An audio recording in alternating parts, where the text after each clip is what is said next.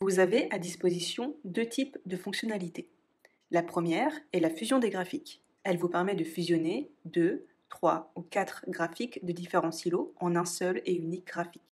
Cette fonctionnalité peut être utile si vous souhaitiez une répartition stricte de la cible ou si vous souhaitiez neutraliser le biais d'ordre au travers d'un test ABBA. La deuxième fonctionnalité vous permet de comparer plus facilement des graphiques de silos différents. Les données s'afficheront les unes en dessous des autres, ce qui facilitera l'analyse et la comparaison des retours de différentes cibles.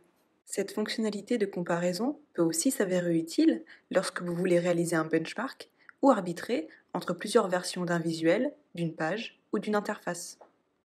Vous pouvez comparer ou fusionner les graphiques à condition de sélectionner une question à choix unique avec une autre question à choix unique.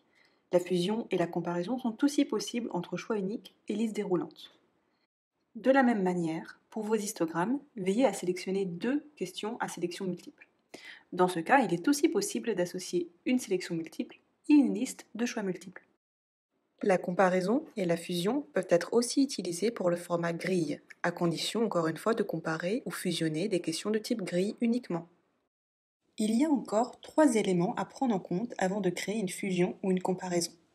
Tout d'abord, vous pouvez fusionner ou comparer jusqu'à 4 graphiques différents.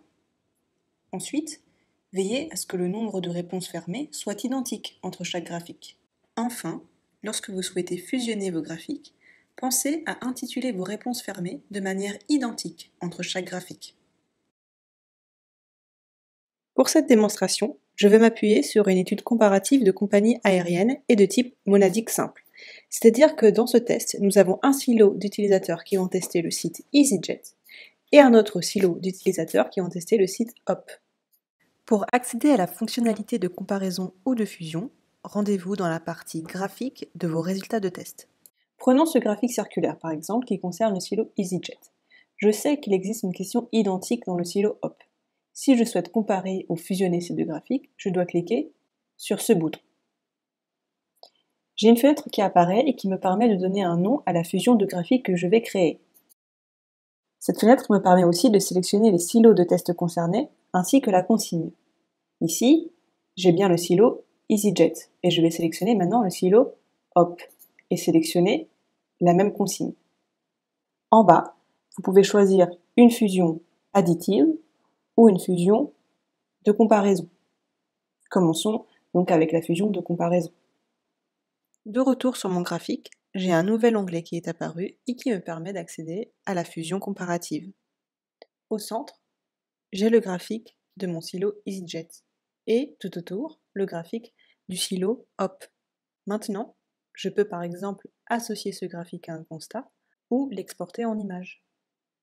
Si maintenant je veux fusionner ce graphique avec le même graphique mais du silo Hop, eh bien je procède de la même manière en cliquant sur fusionner. J'ajoute un nom à la fusion, je choisis les tests des silos concernés, les consignes et je clique sur fusion additive. Un nouvel onglet est apparu où je peux trouver la fusion de mes deux graphiques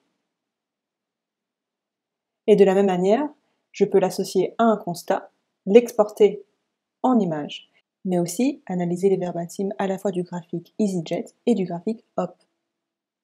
En cliquant sur le bouton verbatim et en accédant à l'onglet Fusion, je peux ici analyser mes verbatims. Comme nous le voyons ici, il n'y a pas 40 mais bien 80 verbatims à traiter.